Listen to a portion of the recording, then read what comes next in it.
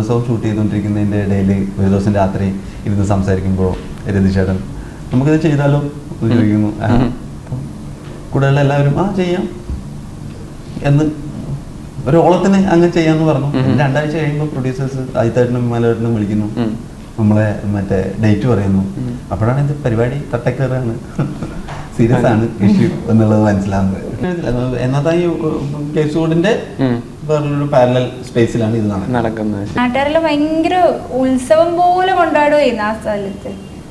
ഒരു സുപ്രഭാതത്തില് ഡയറക്ടർ ഇല്ല, ഡയറക്ടർ കൊച്ചൻ ആരൊക്കെയാ? ഗന്ധർവനും കിന്നര യക്ഷ കിന്നര ഗന്ധർവ പ്രണയത്തിന്റെ ഐശ്വര്യമാണ്. കൊഴുമൽ രാജീവനാണ് ഞങ്ങളുടെ ആ ക്യാരക്ടർ ചെയ്യാൻ വേണ്ടി പൈസ കൊടുക്കുന്നതല്ല. ഇപ്പൊ കോസ്റ്റ്യൂമിനായാലും ഇപ്പൊ നമ്മളെ യാത്ര അങ്ങനെയൊക്കെയുള്ള കാര്യങ്ങളെല്ലാം വിളിച്ചു കൊണ്ടുപോയി ചെയ്തോന്നും ഇതുവരെ വിളിച്ചും കണ്ടിട്ടില്ല ആ രീതിയില്.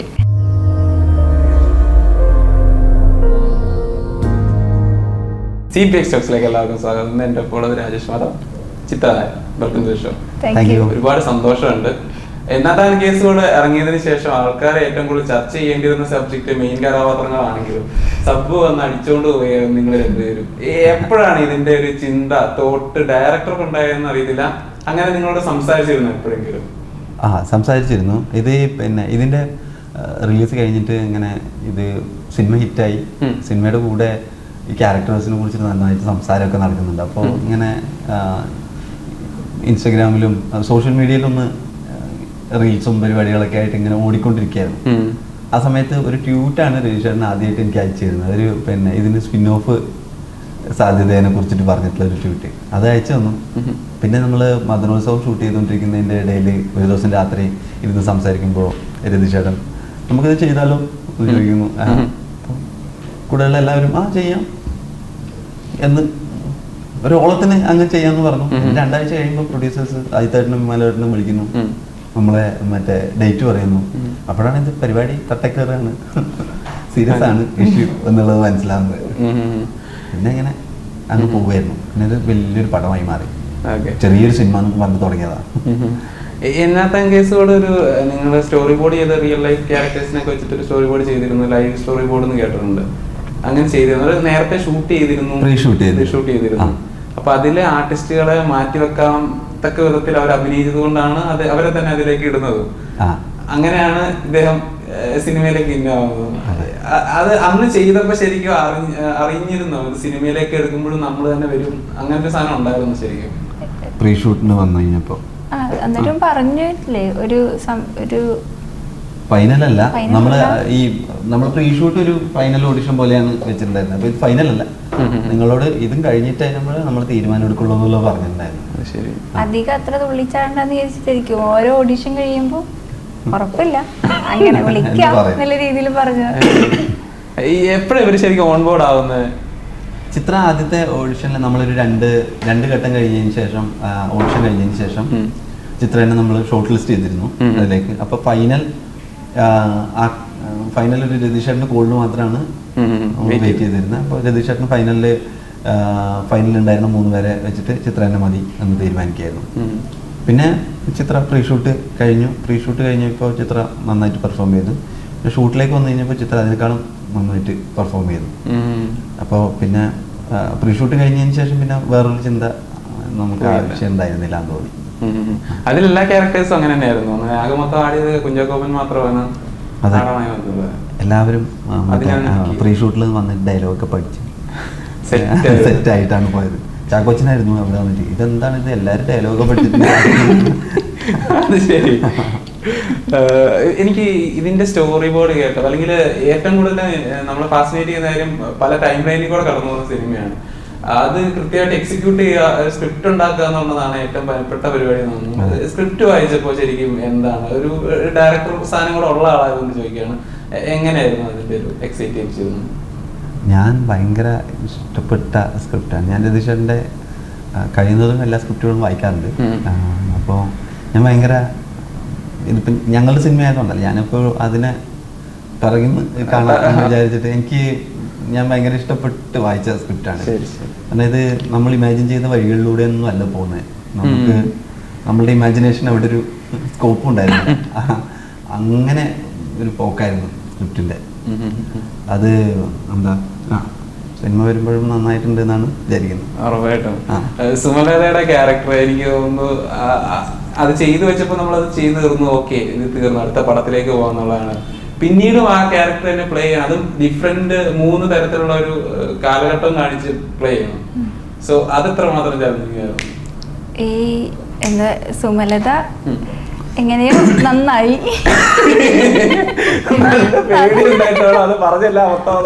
അല്ല, സുമലത ചെയ്യാൻ പോകുമ്പോഴും നല്ല പേടിയാ ഉണ്ടായത്. അത് പക്ഷെ ആൾക്കാരെല്ലാം ഏറ്റെടുത്തു.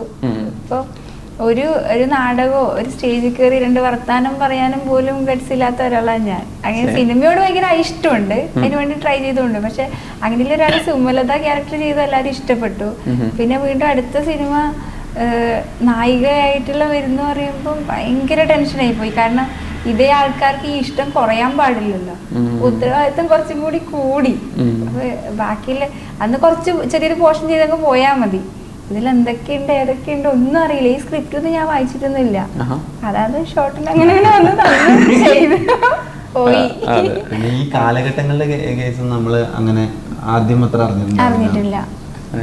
അത് ഓരോ കാലഘട്ടം ഷൂട്ട് ചെയ്ത് കഴിഞ്ഞിട്ട് പിന്നെ ഒരു കാലഘട്ടത്തിലേക്ക് അങ്ങനെ ഷിഫ്റ്റ് ചെയ്യായിരുന്നു. അപ്പൊ അപ്പിയറൻസും പരിപാടികളൊക്കെ അതിനനുസരിച്ച് മാറും. പിന്നെ ലാസ്റ്റാണ് 60s ഒക്കെ ഷൂട്ട് ചെയ്തത്. ഞാൻ വിചാരിച്ചേ 2013 ചെയ്തു, അല്ലാതെ ചെറിയ സോങ് ചെയ്തു. അപ്പൊ 60 ഞാൻ ചിലപ്പം എന്റെ അമ്മ എങ്ങനെയാ അറിയില്ലല്ലോ ഇത്. അങ്ങനെ ചിലപ്പോ ഇനി കൊറേ അങ്ങ് എത്തുമ്പോഴത്തേക്ക് ഞാൻ പ്രായമായിട്ടായിരിക്കില്ല ഇങ്ങനെ കുറച്ചൊക്കെ അങ്ങനെയല്ല, ഇങ്ങനെ കൊറേ ടൈം ഇന്നുണ്ടെന്ന് വെച്ചു. അപ്പൊ ഞാൻ അങ്ങനെ വിചാരിച്ചു. പിന്നെ ഇങ്ങനെ അത് മനസ്സിലായി. ഇത് എന്താ പറയണ്ട, ഈ പറയുന്ന പോലെ ഓരോ കാലഘട്ടത്തിൽ ചെയ്യുന്നുണ്ടെങ്കിൽ നമ്മളെ കഥാപാത്രത്തിന് വ്യത്യാസം വരുന്നില്ല. അങ്ങനെ പിന്നെ മനസ്സിലായി. പാരലൽ യൂണിവേഴ്സ് കഥയാണ്. ഒരു പാരലൽ യൂണിവേഴ്സ് എന്നതാ ഈ കേസുകൂടിന്റെ വേറൊരു പാരലൽ സ്പേസിലാണ് ഇത് നടക്കുന്നത്. ശരി ശരി ശരി. ചാക്കോച്ചന്റെ ഇൻട്രോ അങ്ങനെ തന്നെ ആയിരിക്കും. ഒരു ഗന്ധർവനൊക്കെ ഗന്ധർവ യൂണിവേഴ്സ് എന്നുള്ള അഡീഷൻ ആണോ? ചാക്കോച്ചന്റെ ഇൻട്രോ സീൻ അല്ലേ അത്? ചാക്കോച്ചൻ ആരൊക്കെയാ? ഗന്ധർവനും കിന്നര യക്ഷ കിന്നര ഗന്ധർവ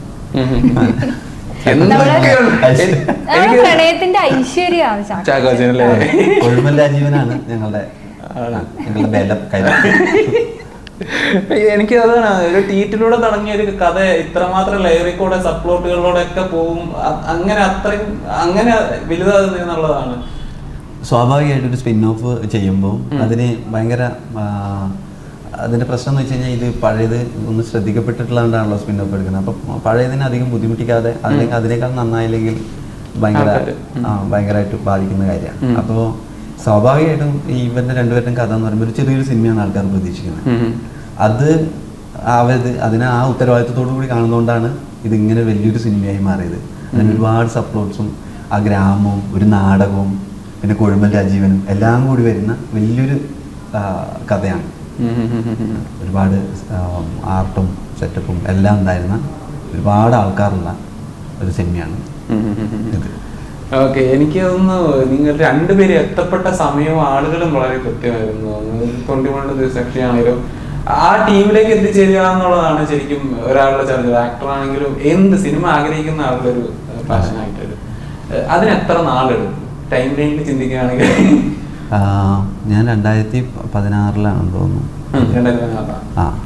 അപ്പോൾ ഞാനൊരു 4 വർഷം പഠനമൊക്കെ കഴിഞ്ഞിട്ട് ഒന്ന് കുറച്ച് കാലഘട്ടങ്ങൾ ചെറുതായിട്ട് 2-3 സ്ഥലങ്ങളിൽ ജോലി ചെയ്തു.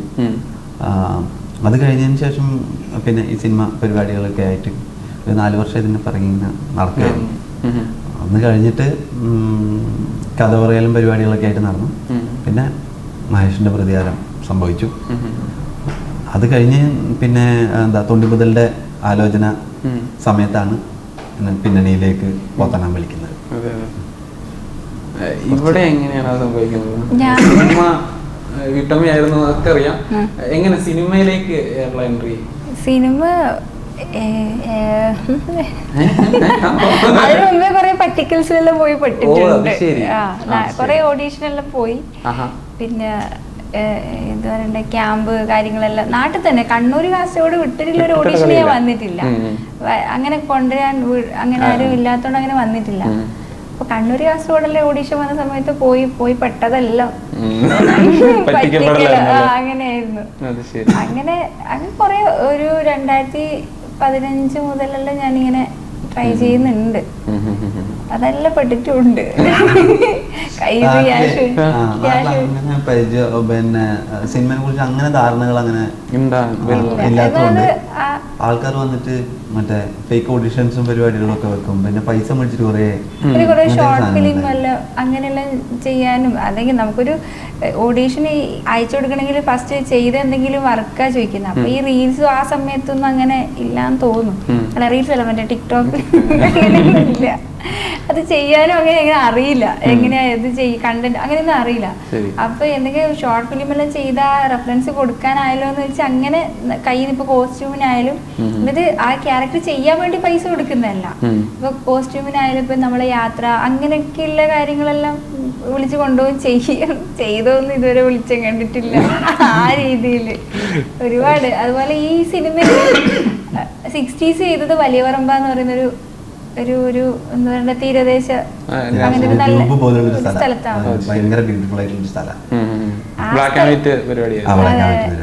ആ സ്ഥലത്ത് ഞാൻ 3 മാസം ക്യാമ്പിന് പട്ടീനെ പോലെ പോയി പണിയെടുത്ത് ചോറും കറിയൊക്കെ വെച്ച് 4-ാമത്തെ മാസം അത് ഷൂട്ട് നടക്കുന്നെന്ന് പറഞ്ഞ് എന്നെ പോലെ കൊറേ ആൾക്കാരായിട്ടാ അങ്ങനെ ചെയ്ത് ലാസ്റ്റ് ഡയറക്ടർ എന്ന് പറഞ്ഞ ആളും വലിയൊരു ഫേമസ് ഡയറക്ടറിന്റെ അസോസിയേറ്റ് ആയിട്ട് ചെയ്തെന്ന് പറഞ്ഞിട്ടാണ് നാട്ടിൽ വന്നത്. അപ്പൊ അങ്ങനെ ഒന്ന് ചെയ്ത് നമ്മളെല്ലാരും പ്രോപ്പർ നല്ല എന്താ പറയണ്ട ഓഡീഷനും സെക്കൻഡ് ഓഡീഷനും അങ്ങനെല്ലാം നമുക്കതെല്ലാം ഭയങ്കര ട്രസ്റ്റ് ആയിട്ട് തോന്നി. അങ്ങനെ ചെയ്ത് നാട്ടുകാരെല്ലാം ഭയങ്കര ഉത്സവം പോലെ കൊണ്ടാടുകയായിരുന്നു ആ സ്ഥലത്ത്. ലാസ്റ്റ് ഒരു സുപ്രഭാതത്തില് ഡയറക്ടർ ഇല്ല, ഡയറക്ടർ മുങ്ങി. ഞങ്ങളിങ്ങനെ ഇതുപോലെ ഇങ്ങനെ ലാസ്റ്റ് ആ സ്ഥലത്ത് നായികയായി ഒരു പോർഷൻ ചെയ്യാൻ പറ്റി. ദൈവദിനം തന്നെ പറയാ. അങ്ങനെ ഇനിയും സംഭവിക്കട്ടെ. ഇപ്പൊ പറഞ്ഞതാണ് ഇതുപോലത്തെ ഇങ്ങനെ പറ്റിക്കപ്പെടൽ ഉണ്ടായിട്ടുണ്ടോ? എനിക്കോ? ഇല്ല. നമ്മള് ഞാനീ അങ്ങനെ അഭിനയിക്കാനായിട്ട് ഞാനങ്ങനെ ശ്രമം നടത്തിയിട്ടില്ല, അങ്ങനെ ട്രൈ ചെയ്തിട്ടുണ്ടായിരുന്നില്ല. ഒന്ന് ആ ഏരിയ കണ്ടിട്ടേ ഇല്ല. പിന്നെ നമ്മൾ കഥ പറയാൻ പോലെയായിരുന്നു. കഥ പറയാൻ പോയി പണ്ട് വിജയ്ക്ക് പഠിച്ച് ജോലി ചെയ്തുകൊണ്ടിരിക്കുന്ന സമയത്തൊക്കെ കഥ പറയാൻ പോയിട്ടുണ്ടായിരുന്നു. അതൊക്കെ മറ്റേ കോമഡി സീൻസ് ആയിട്ട് മാറിയിട്ട് സുഹൃത്തിൻ്റെ കൂടെ കഥ പറയാൻ വേണ്ടി പോകും. നന്നായിട്ട് പണി പാടും. നമ്മളുടെ കഥയല്ലായിരുന്നു അത്. കഥ പറയാൻ വേണ്ടി ഞാൻ പോവുക. ഞാനത് പറയാൻ വേണ്ടി ഞാനാ പോകുന്നത്. നന്നായി പാടും. അങ്ങനെയൊക്കെ തുടക്കകാലത്ത് ഉണ്ടായിരുന്നു. പിന്നെ ഇതുപോലെ ഉള്ള സാധനങ്ങൾ ഉണ്ടായിട്ടില്ല. നമ്മുടെ നാട്ടിലൊക്കെ അങ്ങനെ അറിയാത്ത ആൾക്കാർക്ക് ഇതിനെ കുറിച്ച് വലിയ ധാരണ ഇല്ലാത്തതുകൊണ്ട് അങ്ങനെ പറ്റിക്കൽ പരിപാടികൾ ഈ അടുത്ത കാലത്ത് വരെ ഉണ്ടായിരുന്നു. ഇപ്പോഴാണ് അത് ഒന്നും കുറഞ്ഞു വന്നെന്ന് തോന്നുന്നു. ഇപ്പൊ കുറച്ച് സിനിമകളെ കുറിച്ച് ധാരണയൊക്കെ കിട്ടി നാട്ടിൽ. ഞാൻ ഈ നത്താൻ കേസ് ചെയ്തതിന് ശേഷം എന്റെ പേര് പറഞ്ഞ് വേറെ ആൾക്കാരെ പറ്റിച്ച കഥയുണ്ടായിട്ടുണ്ട്. അത് സിനിമയല്ലേ, അവളെ ഞാൻ സിനിമയിലേക്ക് കൊണ്ടുപോയത് വേണമെങ്കിൽ എന്നോട് പറഞ്ഞാ മതി എന്നില്ലേ, അങ്ങനത്തെ എല്ലാം ഉണ്ടായിട്ടുണ്ട്. കാര്യങ്ങളാണ് ഇത്. മറ്റേ ആഗ്രഹിച്ചാൽ മാത്രം പോരാ, ഇതിനെ കുറിച്ച് കുറച്ച് കാര്യങ്ങളും അറിയുന്ന.